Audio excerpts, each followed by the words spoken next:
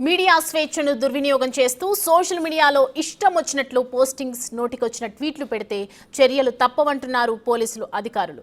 Journalist రేవతిని అదుపులోకి తీసుకున్నారు. Youth Congress నాయకుడు వంశీకిరణ్ ఇచ్చిన ఫిర్యాదుతో ఆమెపై చర్యలు తీసుకున్నారు. పోస్టింగ్ల వెనుక అసలు ఉద్దేశాలపై విచారణ చేస్తున్నారు.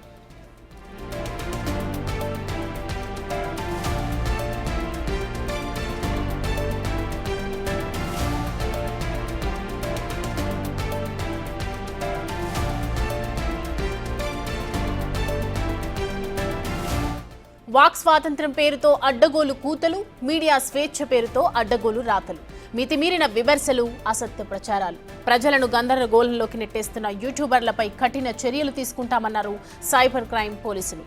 రేవతితో పాటు మరో ఇద్దరిని అదుపులోకి తీసుకున్నారు. ఫోన్లు, ల్యాప్టాప్లు స్వాధీనం చేసుకున్నారు.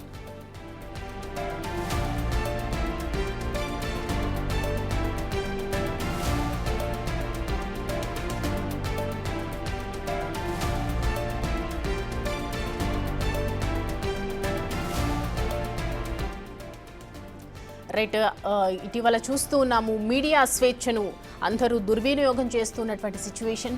సోషల్ మీడియాలో ఇష్టం వచ్చినట్లు పోస్టింగ్స్, నోటికొచ్చినటువంటి ట్వీట్స్ పెడుతూ ఉన్నారు. దానికి సంబంధించి జర్నలిస్ట్ రేవతిని అదుపులోకి తీసుకున్నారు. రేవతిపై కేసు నమోదు చేశారు సైబరాబాద్ పోలీసులు. రేవతితో పాటు మరో ఇద్దరిని కూడా అదుపులోకి తీసుకోవడం జరిగింది. అసత్య ప్రచారం చేస్తూ నెగిటివ్ పోస్టులు పెడుతూ ట్వీట్ చేసినటువంటి నేపథ్యంలో రేవతిని అరెస్ట్ చేసినట్లుగా తెలుస్తోంది. అదుపులోకి తీసుకున్నారు సైబర్ క్రైమ్ పోలీసులు. యూత్ కాంగ్రెస్ నాయకుడు వంశీకిరణ్ ఇచ్చినటువంటి ఫిర్యాదు మేరకు ఆమెపై చర్యలు తీసుకున్నారు.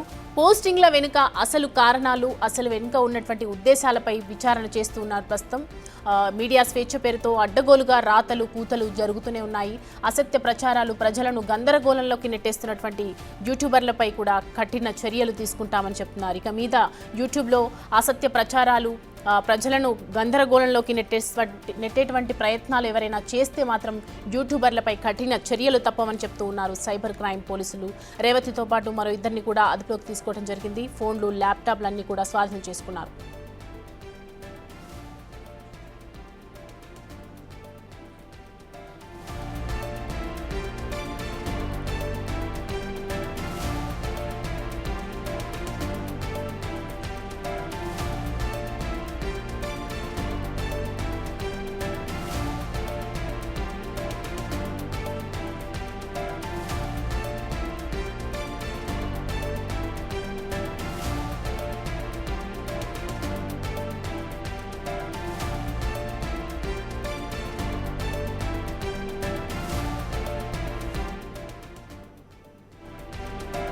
ఈ అంశానికి సంబంధించి పూర్తి డీటెయిల్స్ మా ప్రతినిధి సురేష్ అందిస్తారు లైవ్ లో. సురేష్, చూస్తున్నాం కదా రేవతిని పోలీసులు అదుపులోకి తీసుకున్నట్లుగా తెలుస్తోంది. అసలు మరో ఇద్దరు కూడా తీసుకున్నారు. సో డీటెయిల్స్ ఏంటి?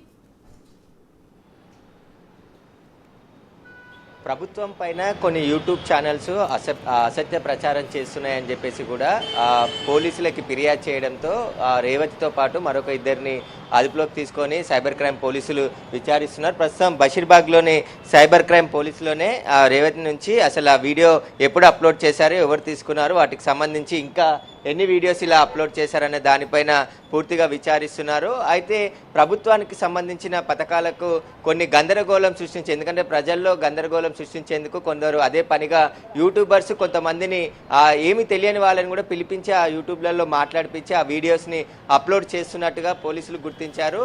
వంశీకృష్ణ ఇచ్చినటువంటి ఫిర్యాదు మేరకు రేవతిని, ఆమెతో పాటు ఆమె యూట్యూబ్లో పనిచేస్తున్నటువంటి మరో ఇద్దరిని కూడా అదుపులోకి తీసుకొని విచారిస్తున్నారు. వారికి సంబంధించిన సెల్ ఫోన్స్, అదేవిధంగా వారికి సంబంధించి ఛానల్లో ఎలాంటి వీడియోస్ కంటెంట్కి సంబంధించి పోస్ట్ పెడుతున్నారనే దానిపై కూడా సైబర్ క్రైమ్ పోలీసులు విచారణ జరుపుతున్నారు. అయితే గత కొద్ది రోజుల నుంచి కూడా కొంతమంది అదే పనిగా పెట్టుకొని సీఎం రేవంత్ రెడ్డిని అసభ్య పదజాలంతో తిడుతున్నటువంటి వీడియోలను కూడా పోస్ట్ చేసినట్టు కూడా వంశీకృష్ణ ఫిర్యాదులో పేర్కొనడం జరిగింది. ఆ ఫిర్యాదు మేరకే పోలీసులు, సైబర్ క్రైమ్ పోలీసులు కేసు నమోదు చేసి దర్యాప్తు చేస్తున్నారు. రేవతికి సంబంధించి ఆమె ఒక యూట్యూబ్ ఛానల్ రన్ చేస్తుంది. ఆ ఛానల్లోనే పూర్తిగా ఒక వృద్ధుడు మాట్లాడినటువంటి మాటలన్నిటిని కూడా అసభ్యకరమైనటువంటి పదజాలాలతో ఉన్న ఆ మాటల్ని పూర్తిగా పోస్ట్ చేయడం జరిగింది. ఆ పోస్ట్ చేసిన దానిపైనే వంశీకృష్ణ ఫిర్యాదు చేశాడు. ఎక్స్ ఖాతాలో కావచ్చు, వాటికి సంబంధించి మరొక యూట్యూబ్ ఛానల్తో పాటు కొన్ని సోషల్ మీడియా ప్లాట్ఫామ్లో ఆ వీడియోని పోస్ట్ చేసి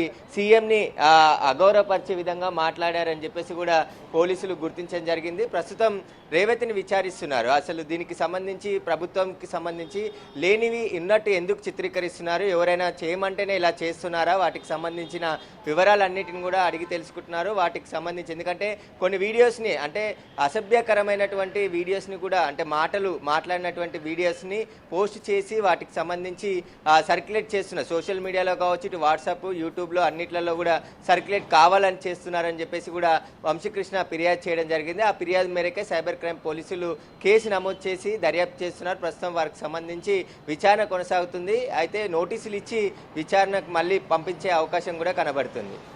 సురేష్, అంటే ఈ మధ్యకాలంలో గత కొంతకాలంగా మనం చూస్తూనే ఉన్నాం, సోషల్ మీడియాలో కావచ్చు, ఇటు యూట్యూబ్లో కావచ్చు, ఇష్టం వచ్చినట్లు అంటే ఇటు అధికార పార్టీ అవ్వచ్చు, ప్రతిపక్ష పార్టీ అవ్వచ్చు, గత కొంతకాలంగా కంటిన్యూస్గా రూమర్స్ రకరకాలుగా ఇష్టం వచ్చినట్లు పోస్టులు పెడుతూనే ఉన్నారు. చాలా మందికి ఇప్పుడు వాళ్ళకు అవేర్నెస్గా అంటే పోలీసులు ఏ కేసులు నమోదు చేయబోతున్నారు, రేపు ఫ్యూచర్లో ఇన్ కేసు ఇలాంటి ప్రాబ్లమ్స్ రాకుండా అని ఎలాంటి కేసులు పెట్టే అవకాశాలు ఉన్నాయి, అది ఏ విధంగా అవగాహన కల్పిస్తున్నారు పోలీసులు?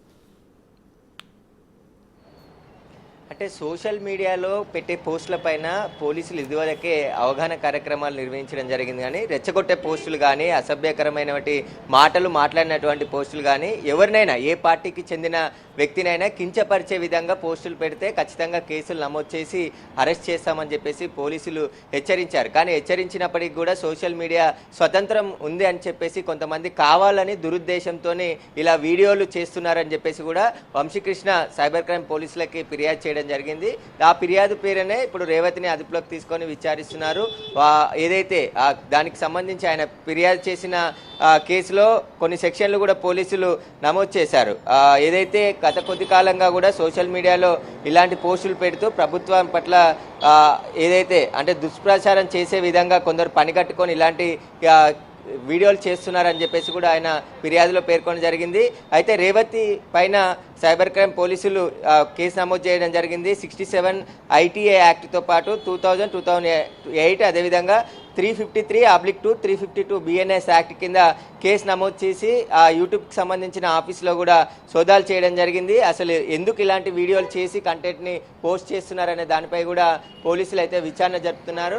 ఏ పార్టీకి చెందిన వారైనా సరే ఎవరినైనా కూడా కించపరిచే విధంగా పోస్టులు పెట్టకొద్దు అని చెప్పేసి కూడా అనేక సార్లు పోలీసులు చెప్తున్నప్పటికీ కూడా కొందరు అదే పనిలో పెట్టుకొని పార్టీలతో సంబంధం లేకుండా కొంతమంది వ్యక్తులను కూడా టార్గెట్ చేసి సోషల్ మీడియాలో ఉన్న టెక్నాలజీని వినియోగించుకొని ఉన్నవి లేనట్టు లేనివి ఉన్నట్టు కొన్ని క్రియేట్ కూడా చేస్తున్నారని చెప్పేసి పోలీసుల దృష్టికి రావడం జరిగింది. కాబట్టి వాటిపైనే పోలీసులు విచారణ జరుపుతున్నారు. ఇలాంటి రెచ్చగొట్టే సమాజంలో రెచ్చగొట్టి ప్రజల్ని గందరగోళంకి పరిచే పోస్టులు ఏవైనా ఉంటే ఖచ్చితంగా వారిపై కేసులు నమోదు చేస్తామని చెప్పేసి కూడా సైబర్ క్రైమ్ పోలీసులు చెప్తున్నారు. ప్రస్తుతం రేవతిని సైబర్ క్రైమ్ పోలీసులు విచారిస్తున్నారు. విచారణ అనంతరం ఆమెకు నోటీసులు ఇచ్చి పంపించే అవకాశం ఉంటుంది. మళ్ళీ విచారణకు పిలిచినప్పుడు రావాలని చెప్పేసి కూడా సైబర్ క్రైమ్ పోలీసులు చెప్పే అవకాశాలు కనబడుతున్నాయి. Right, thanks for the update Suresh.